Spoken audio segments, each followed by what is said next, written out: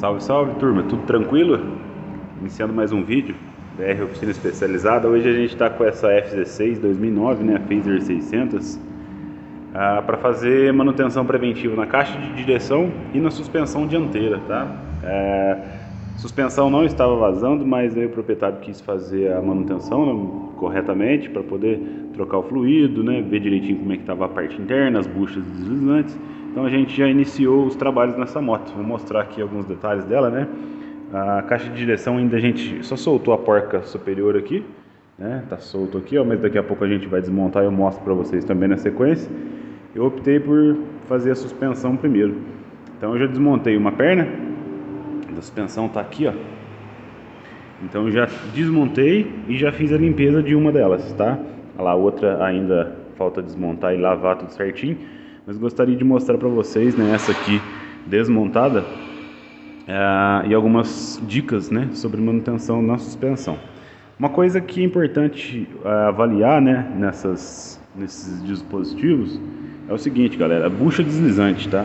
Essa bucha deslizante eu acho que eu já comentei num vídeo aí da suspensão da XT, né? Essa aqui é uma bucha deslizante. Aqui na parte interna, né, na ponta do meu dedo aqui, ó, ela tem uma película de Teflon, tá? O Teflon, ele tem baixo coeficiente de atrito. Então, justamente porque essa bucha trabalha deslizando no tubo, né?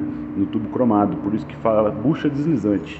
Então, quando esse Teflon aqui danifica, ela perde, aumenta o coeficiente de atrito, né? Aumenta o atrito entre essas peças e corre risco de danificar, né, o cromo do tubo, e também aumenta a folga, né, da suspensão. Então, sempre que desmontar, fazer manutenção, óbvio, retentor, quantidade em ml de óleo é importante, a viscosidade do óleo, porém tem que ver os desgastes dessas peças, tá? Se for necessário, fazer a substituição das buchas deslizantes. Por que eu estou falando no plural? São duas peças, uma interna, tá? Essa aqui, ó, que tem o Teflon interno, essa camada preta aqui, ó, tá vendo? Tipo Teflon mesmo, que aquelas panelas, tal, ela é antiaderente, né? Então ela é bem lisinha, como eu falei tecnicamente, baixo coeficiente de atrito. E tem a outra que é externa. Essa aqui trabalha em contato com o tubo externo. Então ela tem o acabamento de Teflon na parte externa aqui, ó. Certo? Ela tá até montada aqui no tubo. Então, as peças todas limpinhas, ó, né, de uma das pernas. Vou começar a montagem, tá? E eu gosto de desmontar uma, lavar, separar tudo certinho, fazer a montagem e depois iniciar a outra, para que não misture as peças, né? Fique mais fácil de fazer a montagem. A gente vai, tá vendo? Tudo organizadinho, tudo certinho. A gente vem fazendo o processo inverso agora, com bastante capricho. Então percebam que ela não estava vazando, mas o retentor já estava bem baleado, todo rachado, tá? E então é interessante fazer antes que comece a vazar, né? Então, vem aqui, ó, na bancada, o óleo, a situação que o óleo já estava bem saturado, né? Bem escuro, ó. Certo? Bem sujão. Então vamos colocar um óleo novinho aí da Motul. Retentor usado, guarda-pó usado também, bem rachado, ó, tá? O proprietário não quis comprar o guarda-pó original, então ele optou por um guarda-pó paralelo e o retentor original, tá? O retentor original Yamaha, vou mostrar aqui, ó. Aí, ó, saquinho, né? Yamaha aí, peças genuínas. E o guarda-pó, esse NQK, né? Olha lá, ó. Certo? Então, importado. Não gosto não, tá, gente? Suspensão, prefiro peças originais, mas o proprietário preferiu comprar esse paralelo em questão de custo, né? O mais importante, obviamente, é o retentor. Só que o que acontece? O guarda-pó paralelo, ele não tem o dimensional legal. Então a gente tem que fazer força para poder montar. Às vezes acontece dele não encaixar certinho aqui, ó, como já aconteceu várias vezes. Teve uma suspensão da CBR 600F que nós fizemos, que não conseguimos encaixar certinho, né? Ele fica todo tortão lá, não fica bacana não. Mas dos males o menor, o mais importante, que é o retentor, o que retém ali, né, para que não haja vazamento, é original, beleza? Esse aqui eu sempre costumo explicar pro pessoal, né? Ele funciona como um limpador de para-brisa. Então, quando a suspensão trabalha, o guarda-pó ele evita, né, de entrar sujeiras e contaminantes da parte interna da suspensão. Fechado? Galera, outra dica que eu queria passar para vocês sobre suspensão na hora da montagem, é importante utilizar uma graxinha boa, né, nessa parte aqui do retentor para fazer a montagem. Então, a quantidade de graxa que a gente passa aqui, ó, é bem residual, é só um pouquinho, só para deixar lisinho essa parte externa e nossa, a parte interna quase nada, porque às vezes a gente passa uma graxa interna na parte interna aqui para poder deslizar melhor durante a montagem, passa um pouquinho, a suspensão começa a fazer aquele colarzinho, né? Aí o proprietário volta para a oficina e fala que está vazando. E não necessariamente, às vezes é aquela graxa residual que ficou na parte interna do retentor que faz aquele colarzinho, mas com o tempo ele deixa de existir ali, né?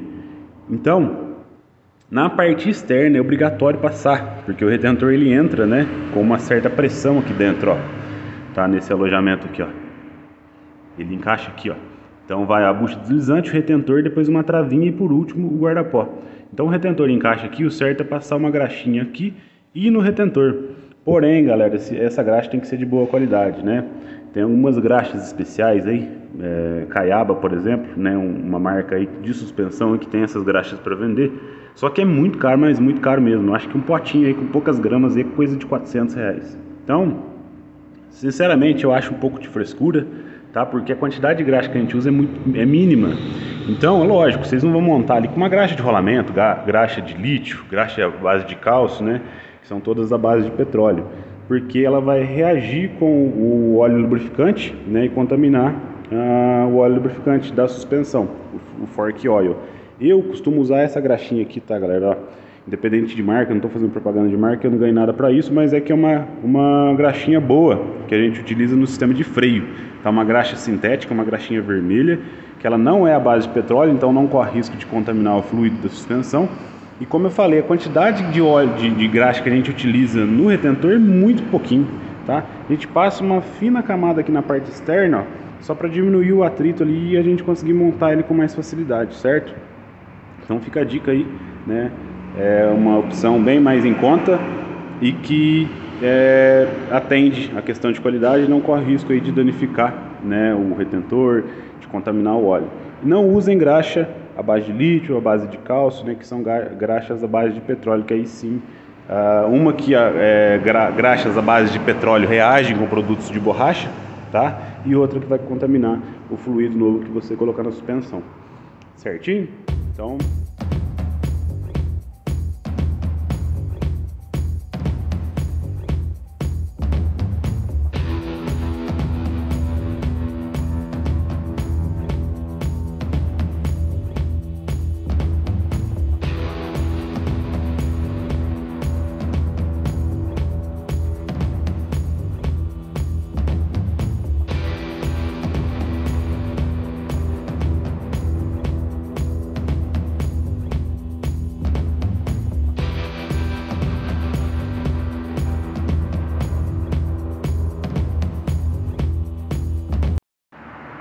aí galera, deixei o Guilherme de castigo aqui, ó, segurando a mesa da Phaser 600, né?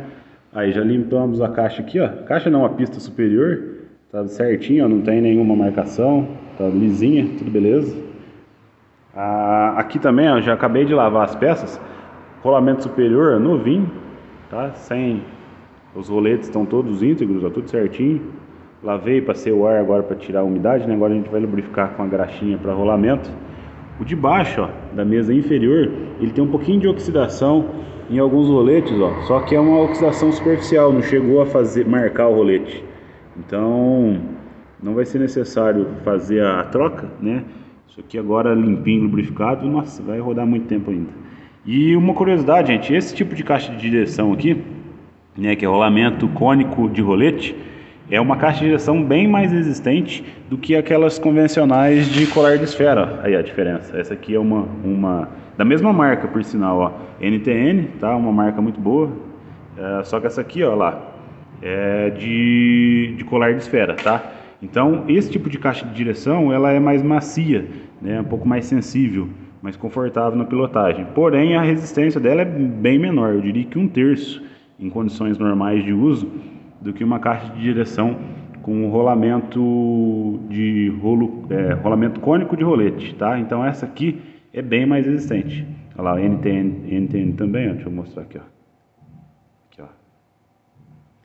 Dá o foco aqui.